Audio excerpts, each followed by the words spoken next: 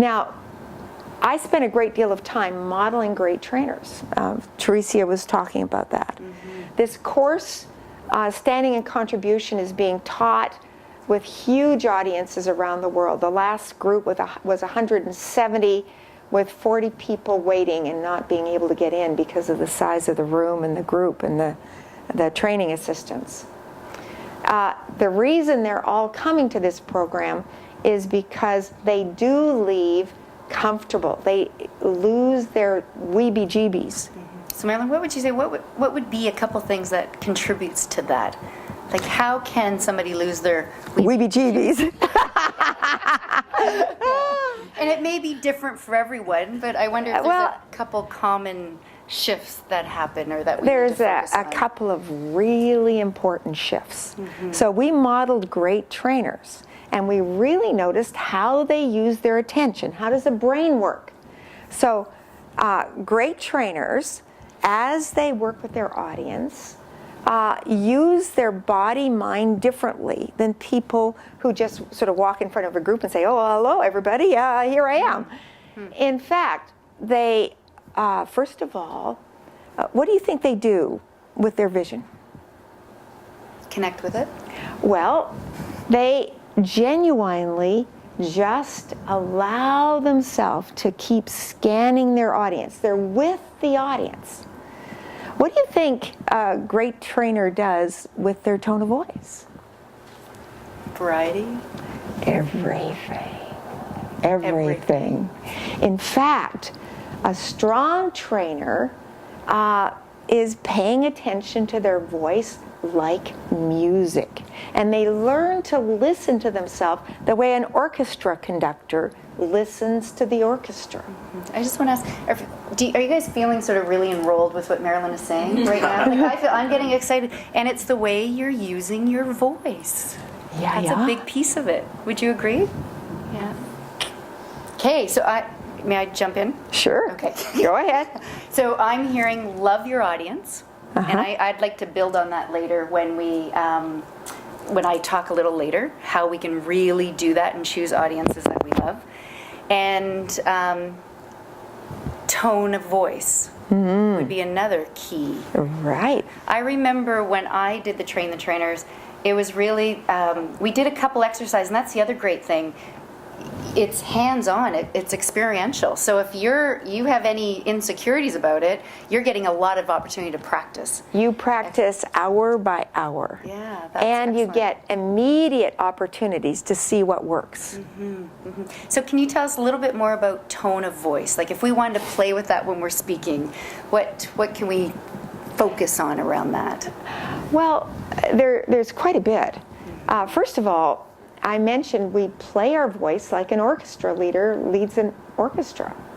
That means as we're talking, our voice, our gestures, our body becomes congruent with our talk.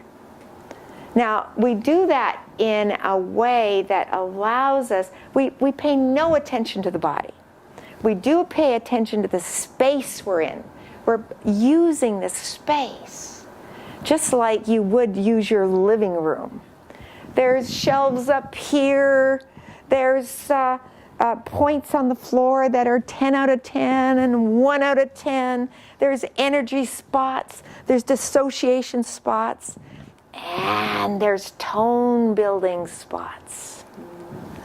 So your voice becomes owned by your deeper intuition. You don't have to do it. It's not like you're practicing. No, you give your voice away.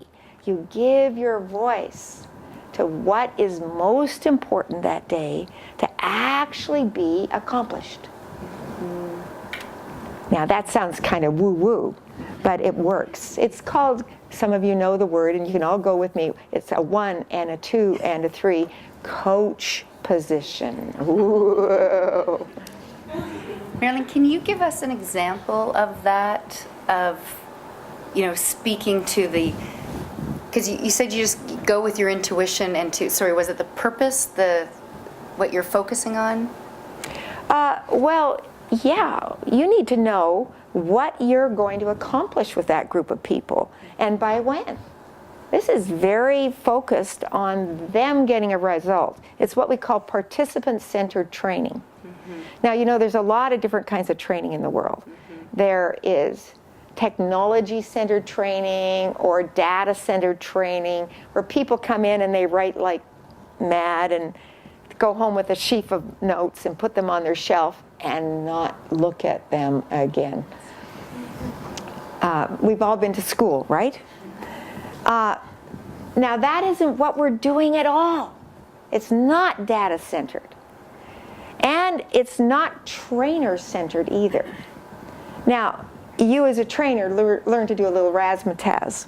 You know, you can have a little fun for sure, but it's not about you. It's about your audience, their goals, their results, and their ability to take away what in fact they came and spent their hours and time doing. Okay, great. So we have what I'm picking up: love your audience, tone. Yeah. What would be the third biggest thing you would want them to get about? Oh, speaking? she's adding numbers on. She's. I like three. I walk with three key points. Oh, once again, out of the many. So, an area we aren't touching on yet, but will, is creating very juicy programs. Programs that people come across, you know, continents to be a part of. Or even tell their friends, go and listen to so-and-so's talk, because you'll, one, have a lot of fun, two, really go away internalizing the content. In other words, it won't be something that somehow got missed. You know, they said this is going to be covered in this and this and this. No, you'll know what the top points are and why they're important and how they're important to you. And what's more, you'll know how to practice them. And that's what a great program does. It allows people to leave satisfied that they actually did what was necessary to integrate that. Okay. And how could they do that? What? Well, that's what designing a great program is all about.